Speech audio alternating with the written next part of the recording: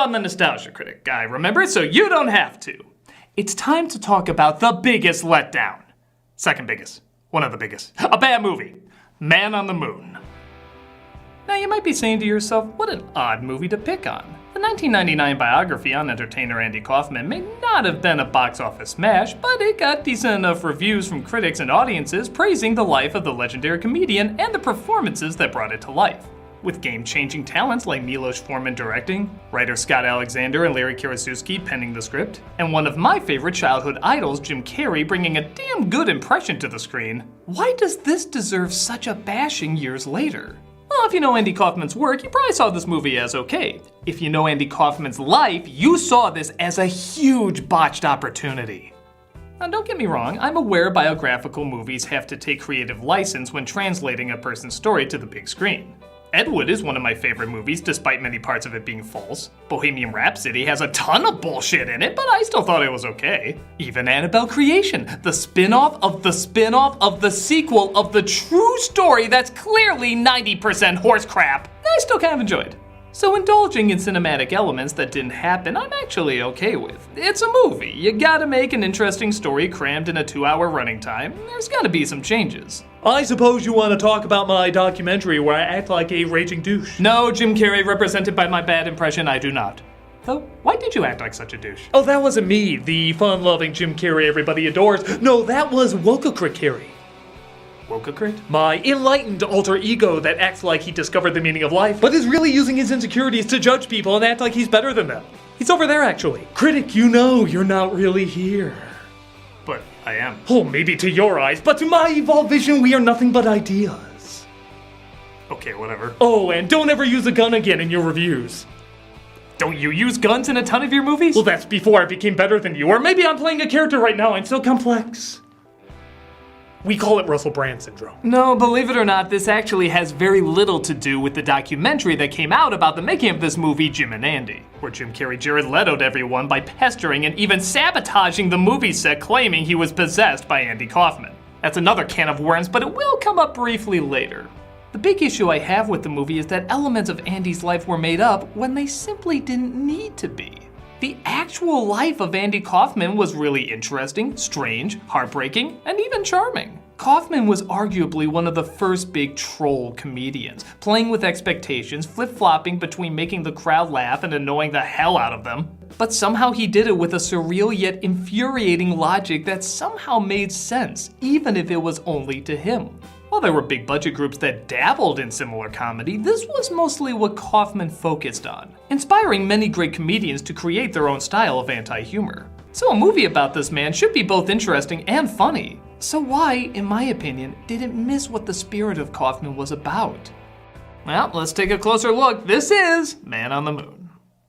The film starts off, honestly, pretty great, with Carrey doing Kaufman's foreign man character warning you that big chunks of the movie have been made up for dramatic effect. I decided to cut out all of the baloney. In fact, he hated it so much they cut it down. In fact, it's a lot shorter. In fact, it's over. He plays the theme to Lassie and the credits roll. The theme isn't even very long, so he constantly has to start it over as the credits stop with it. This is friggin' wonderful, a routine Kaufman himself would no doubt really enjoy. But then this happens. He stops in the middle of it. We look at a black screen of silence for about 12 seconds, and then Kaufman comes out in his normal voice to say it was just a means to get rid of the people who wouldn't understand him. Actually, the movie is really great. You know, remember when I said I'd go back to that Jim and Andy documentary? I can't help but think of one line in particular Jim Carrey said when he was Daniel Douche Lewising everybody. How far should I take this? How far would Andy take it? Good question, Jim. Well, for starters, Andy wouldn't have stopped the credits halfway through. If anything, he would make them go longer. He'd have that record continue to skip and slow everything down. Maybe the record would scratch and break and he has to get a backup and the credits would start all over again, but he would play those credits all the way through. How far would Andy take it? He would have the Universal logo shine at the end, along with the rating of the film that used to pop up afterwards. How far would Andy take it? He would try to have every theater that showed this movie bring up the house lights. Some would be confused and maybe even leave, and he would wait a good 2 minutes minimum to give them time to exit or leave others to talk about what the hell was going on. Then he would peek his head out and the story would begin. How far would Andy take it? That far. That's how far Andy would take it. So already, from the very start, there's kind of an understanding of what Andy is about, but it's not being presented. Don't get me wrong, maybe this was an idea and the studio said no, saying they could only do the credit bit for a certain amount of time. First of all, Carrie was so popular at the time, to get away acting like this, that he could have pulled some strings to make this happen, or as far as it could plausibly go. Second, it's unlikely they ever planned to go all the way with this bit because the rest of the movie kinda has a half-assed quality to it. Maybe it's because they didn't know what they were doing, maybe it's because the studio got in the way, maybe it's because Jim got in the way, but it clearly rides throughout the majority of the film.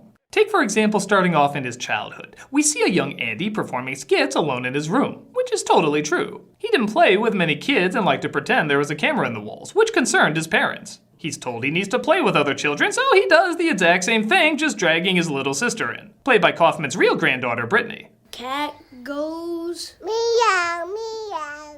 So anyone that's read an Andy Kaufman biography knows what's next. He gets past his shyness by performing at kids' birthday parties, he gets drafted by the military but fails the psych evaluation, gets addicted to drugs and has a child out of wedlock, giving her up for adoption. And when he was at his most lost, addicted to drugs and loneliness, he completely turned his life around by discovering transcendental meditation, balancing out the darkest times of his life, allowing him to perform a kids' public access show, where he discovers doing the exact same act for children but for adults instead can be surprisingly hilarious, giving him the inspiration to try comedy, which would be a huge defining point in his life. Or he just goes to stand-up. Yep, all of that skit, and we just go straight to him being a genius. How much of that would have translated so well into a movie? Failing the military psych test, creating concern for him as a troubled outcast. Getting lost to drugs and showing the struggle of him trying to get his life together. Having a child and giving her up, showing maybe how he could have longed for simpler, innocent realities. And even the almost accidental ways that longing for a simpler outlook created his act and arguably who he is. The essence of where Kaufman's act and Kaufman himself came from, explored like any decent biography would do. Nope. Just genius now, and nobody understands him. I don't know, Andy. I think I have to let you go. You firing me? This seems a little ironic because that's Kaufman's actual manager, George Shapiro, playing the part of the club owner. In the film, he's confusingly played by Danny DeVito, who was on Taxi with Kaufman. Again, if this movie actually utilized Kaufman's comedy, they would have made a joke about that. In fact, Danny DeVito playing his character in the show Taxi doesn't seem to be anywhere. They just kind of act like he doesn't exist. Why didn't they make Shapiro play Danny DeVito on Taxi and never address it? In fact, don't even credit him. Just say Danny DeVito played himself. Oh my God, that would be hilarious and it would totally keep in Kaufman's humor. But nope, DeVito just plays the manager and they never mention or show Danny as the character on Taxi. How far would Andy take it? He'd totally avoid a confusing in-joke if he could. We see Shapiro witness Kaufman's classic foreign man becoming Elvis routine, and he decides to become his manager. I've always wanted to play Carnegie Hall. You're insane. But you might also be brilliant.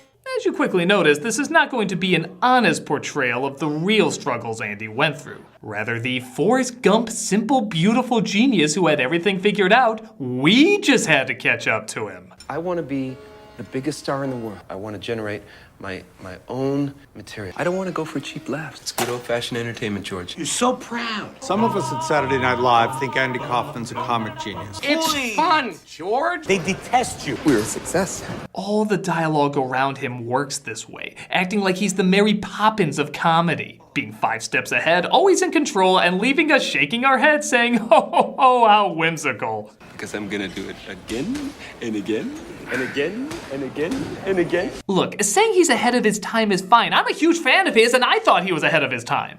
But treating him like a holier-than-thou poet rebel martyr fop just makes him less relatable. We can never be like him or understand him because he was truly perfect. No, he wasn't. And if this movie showed any of his faults, we not only see that, but it'd make him and this movie more interesting. But instead, a lot of the movie is just showing his routines, almost in their entirety, even when it's not needed. And yeah, I know the irony that I said the opening should have gone all the way with a bit, and now I'm saying they should have scaled back on others. But these are routines you can see anywhere. Many fans already know them inside out, and even non-fans have a general idea of what they were.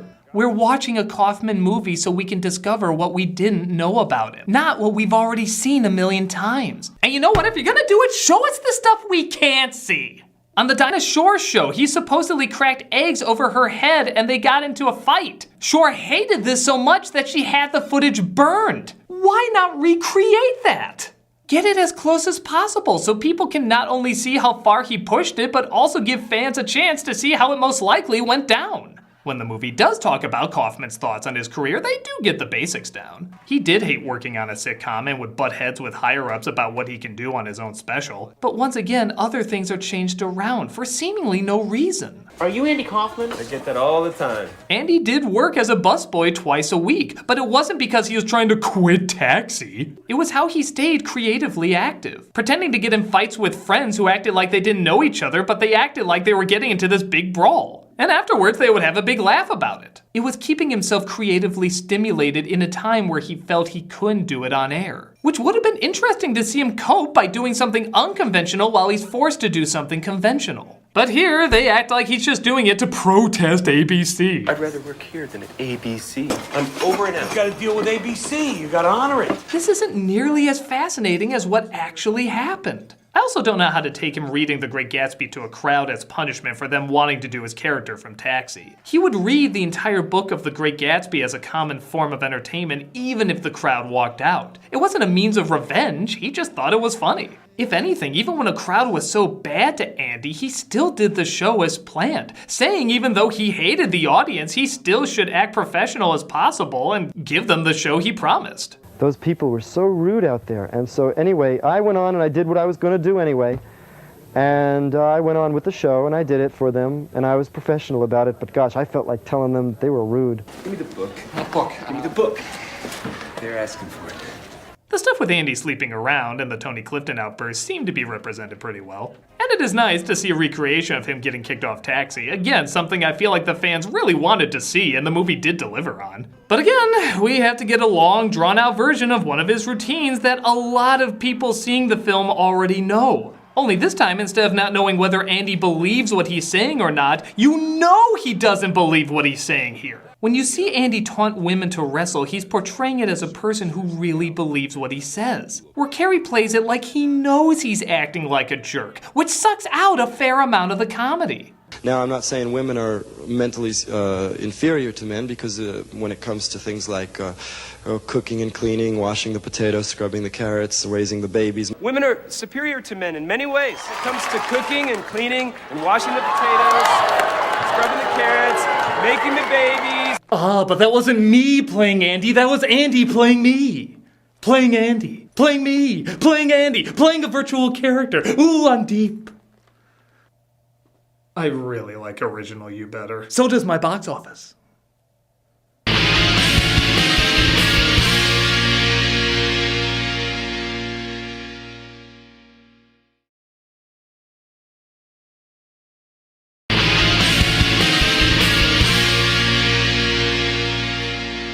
Movie's 25-minute section dedicated to Andy wrestling women and his run-in with Jerry Lawler, we do at least get a little something the common person didn't know. Andy Kaufman's relationship with his arguably most faithful girlfriend, Lynn, played by Courtney Love, who I'm not convinced isn't paralleling Kaufman's life sometimes.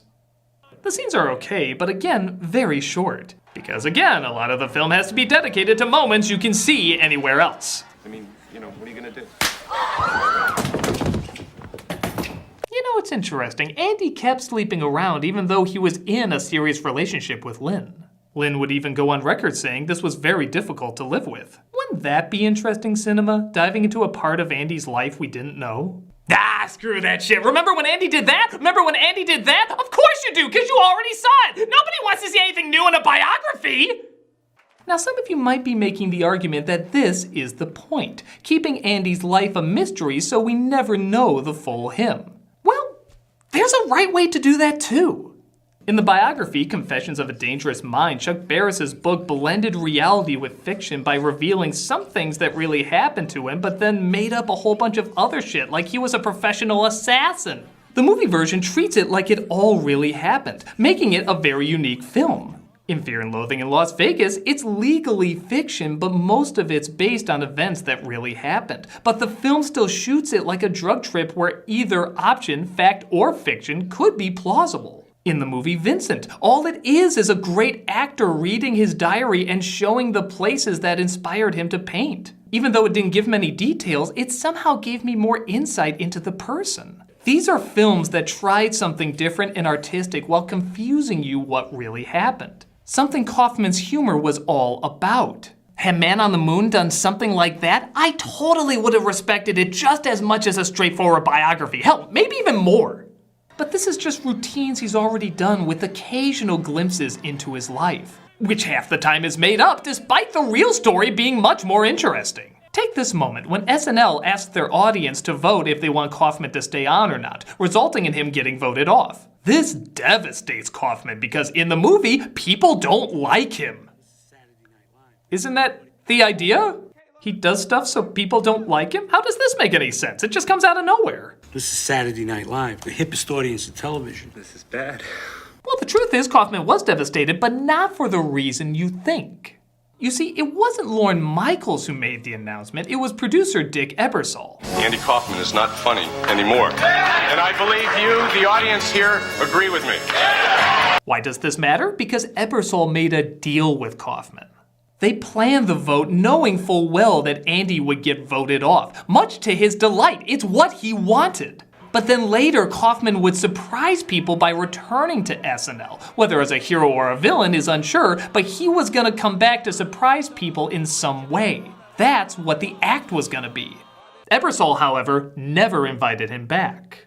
So not only did the TV show that gave him a voice stab him in the back, but worse for Kaufman, one of his jokes would go unfinished. And with his OCD tendencies that even the movie kinda taps on, this must have driven him nuts. That's something we can see him getting genuinely upset about. But here, it's because people don't like him. Well, what did he care? The whole film they built up that he loved that, so this makes no sense. So you can't even get down the intent of his comedy half the time. Oh, and to make things dumber, they have this stupid reveal. I don't think you two guys should ever work together again. Sorry, George. We just thought it was funny. Yeah, you see the way they edited that? Like they hold on Danny DeVito for a while, trying to make it look like he's talking to Andy and Bob Samuda, but really it's Andy and Jerry Lawler. Like, oh my God, Lawler was in on it. Lawler and Andy planned the whole thing. It was a hoax. It's wrestling!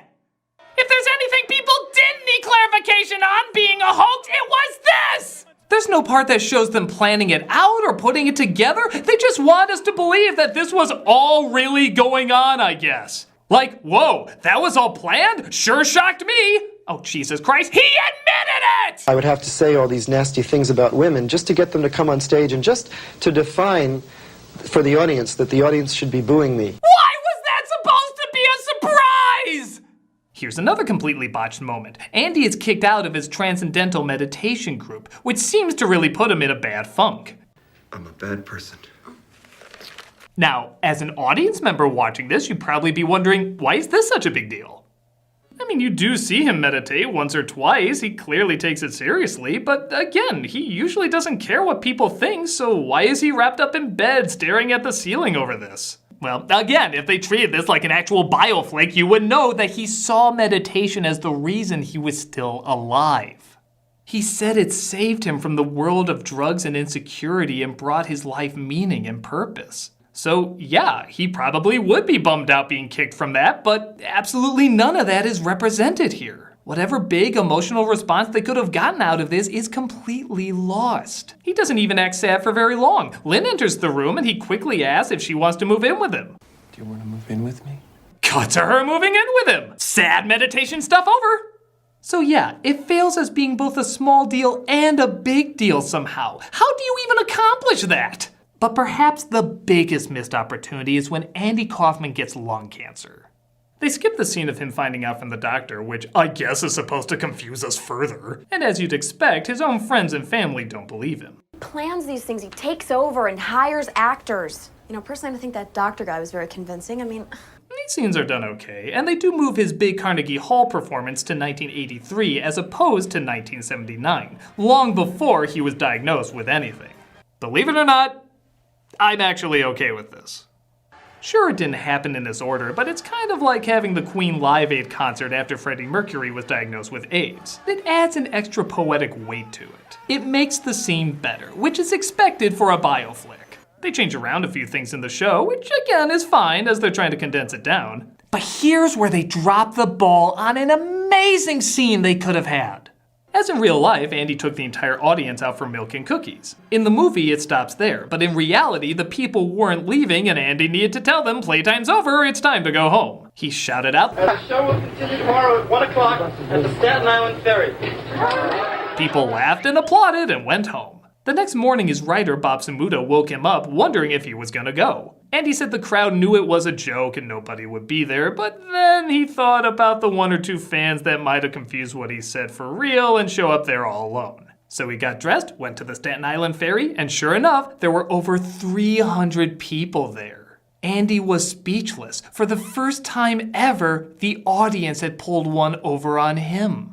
People kind of figured out he didn't really have anything planned, but they didn't care. If anything, it made it better. The crowd fooled him for once. He bought the people ice cream cones, sung a few songs, even did a little wrestling. But this was the first time he was fooled by an entire crowd. Not because of spite, but because of love. Love for his comedy, love for his work, and love for him. How epic would that have been in a movie? It's pretty much the highlight of the entire flick. You can make it even bigger. 300? Why not make it the entire crowd that showed up? You've lied about other things. Why not lie about this to make the moment even grander and bigger? This could have been the big tear-jerking scene. But instead, we have a different way he was fooled, which also sadly did happen. Andy was convinced that a healer scam artist could take the cancer out of him, but discovers it's bogus. Again, it's not a bad scene, and I kinda like him laughing, as in this version he discovers it while he's there, but then it just jumps to him being dead. This dissolve is so weirdly empty. Honestly, truth be told, a lot of the edits in this movie are. They don't flow in a natural way. They seem to more stop a scene rather than end it. It often looks like it's interrupting a moment in the middle rather than organically transitioning to the next part of the story. He didn't even have doctor shoes. No, no, no, no. He's definitely not dying. But seriously, for the grand touchy-feely tone this movie is trying to go for, the Staten Island Ferry scene would have been such a high mark to go out on. You know what, screw it, since you're switching a bunch of other stuff around, why didn't you switch those two around? Maybe have Kaufman go get the false treatment earlier in his sickness, like while he still has hair and everything. He finds out he's been fooled in an awful way, but then he goes home to do the show where he finds he's been fooled in a loving way. Imagine you just saw that scene with everyone cheering his arrival to Staten Island. He's so touched to see all the people there cheering him. They finally fooled him, it's come full circle. And then you dissolve to him in the casket. How much more powerful would that have been? What an incredible contrast of both sadness and joy. However, we get the edit we got, and the film ends with Tony Clifton returning 1 year later singing I Will Survive, never revealing who actually played him. An okay ending to what could have been an emotional powerhouse of a movie. But you have to admit it's what Andy would have wanted. I know I was him for 5 seconds just now. You know, that's another reason I brought up your soul-possessing performance. If you really cared about representing Andy Kaufman correctly, why didn't you focus on making his story more interesting rather than making your story more interesting? Well, I'm just an actor. I don't have that kind of power. You stopped production several times on this flick. I'm sure you could have pulled some strings and said, hey, maybe we can make this more faithful. Are you saying I made this movie bad? No. Actually, your acting's pretty decent in this. Oh, good, as long as I get attention. But like a lot of people who made this movie or even saw this movie, the focus seems to be in the wrong place. Man on the Moon doesn't help you understand an artist or his art any better. If anything, it makes you understand it less because they changed so much of how he performed his art and the reasons why. Like I said before, I wouldn't mind too much if it made for a better story. But Kaufman's story was already interesting, and the changes made surprisingly make it boring. It's like they felt they had to put changes in because that's what biopics do, despite the changes not being all that needed in this case. I guess in hindsight it's not an awful film, the acting is still good, and there's a few times they start to capture Kaufman's spirit, but it never comes close to going all the way with it. And Kaufman was all about going all the way with a routine, no matter how much trouble it got him in. If you like the film, more power to you. If it got you to look up more about Andy Kaufman, fair enough. Like I said before, I don't really hate this film as a standalone flick. I hate it because of what it could have been, what it should have been. It's not one of the worst films ever made, not by a long shot, but it is one of the biggest letdowns. What should have been one of the easiest stories to make heart-grabbingly touching, fascinatingly weird, or both, turns out an underwhelming best of compilation that's not even that great a best of compilation. You know, maybe I have been trying a little too hard to be deep. Indeed, if there's anything Andy Kaufman has taught us, or this movie for that matter, it's that the best art comes when you're being honest to yourself, no matter how weird you are. What do you say we go back to our roots and just try to bring people joy? I would like that. Well, I can see this turning out just fine. Oh my god. I'm the nostalgia critic, and I'm afraid we're all gonna remember that. They're going to do a redesign? Yeah, that'll save it.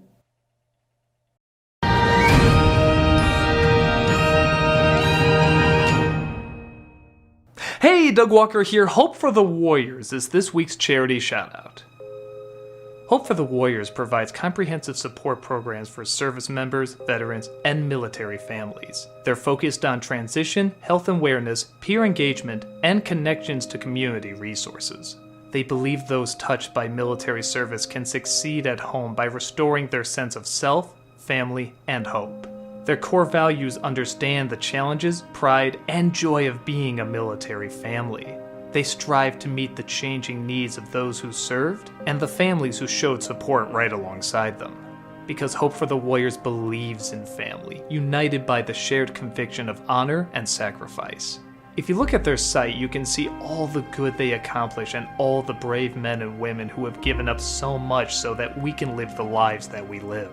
If you want to show your thanks, click on the link and share how much you appreciate all that they have given us.